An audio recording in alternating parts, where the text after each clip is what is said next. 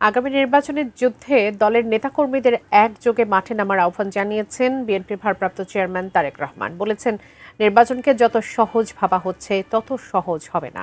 তাদের দল সরকার গঠন করলে সেটি জনগণের সরকার হবে বলেও জানান তিনি। আমিনুল ইসলামের রিপোর্ট। আমাদেরকে সুযোগ দিবে।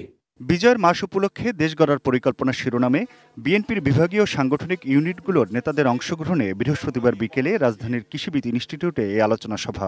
দল যার হাতেই ধানের শীষ দিয়েছে না কেন, আপনি থাকবেন ধানের শীষের পক্ষে। এই আয়োজনে প্রধান অতিথি হিসেবে ভার্চুয়ালি যুক্ত হয়ে বিএনপির ভারপ্রাপ্ত চেয়ারম্যান তারেক রহমান বলেন, নির্বাচন নিয়ে এখনো সিরিয়াস না হলে সামনে এদেশের অস্তিত্ব সার্বভৌমত্ব হুমকির সম্মুখীন হবে। 1 বছর 1.25 বছর আগে যে কথাটি বলেছিলাম যে সামনের নির্বাচন যা ভাবছেন তা না, আজকে আস্তে আস্তে আমার কথাটা প্রমাণিত হচ্ছে। আজ আপনাদের সামনে আমি আবারও বলতে চাচ্ছি, এখনো যদি আমরা সিরিয়াস না হই, সামনে এই দেশের অস্তিত্ব সার্বভৌমত্ব হুমকির সম্মুখীন হবে। তিনি আরো বলেন, দলের পরিকল্পনাগুলো জনগণকে জানাতে হবে। অনেকে জনগণের মাঝে মিথ্যা ও বিভ্রান্তি ছড়াচ্ছে অভিযোগ করে তারেক রহমান বলেন, এই মিথ্যা ও বিভ্রান্তি বন্ধ করতে নেতাকর্মীদের মাঠে থাকতে হবে। সব মশার বিরুদ্ধে সুরক্ষা দিতে এলো বসুন্ধরা এক্সট্রিম অ্যারোসল, মশার বিরুদ্ধে এক্সট্রিম সুরক্ষা। আমাদের কাছে একটি পরিকল্পনা আছে যে আমরা কিভাবে কাজগুলো করব। অন্যদের কাছে এই পরিকল্পনা নাই। যদি পরিকল্পনা থাকতো তাহলে তো বাই নাও তারা বলতো তাদের পরিকল্পনার কথা।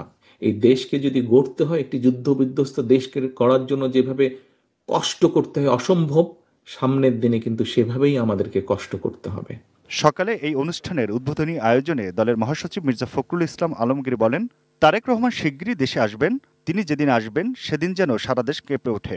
নেতা যেদিন আমাদের আসবেন, যেদিন বাংলাদেশে পা দেবেন, সেদিন যেন সমগ্র বাংলাদেশ কেঁপে ওঠে। বন্ধুগণ, মুক্তিযুদ্ধের বিরোধিতাকারীদের সমালোচনাও করেন তিনি।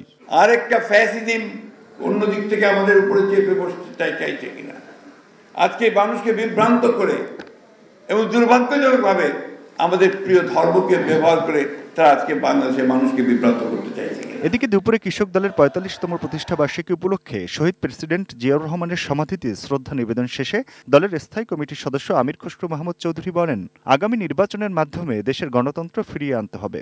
আগামী নির্বাচনে বাংলাদেশে একটা অন্তর্ভুক্তিমূলক আমরা জাতি করতে পারবো কিনা সেই সিদ্ধান্ত বাংলাদেশকে নিতে হবে। Aminul Islam, ATN news, Dhaka.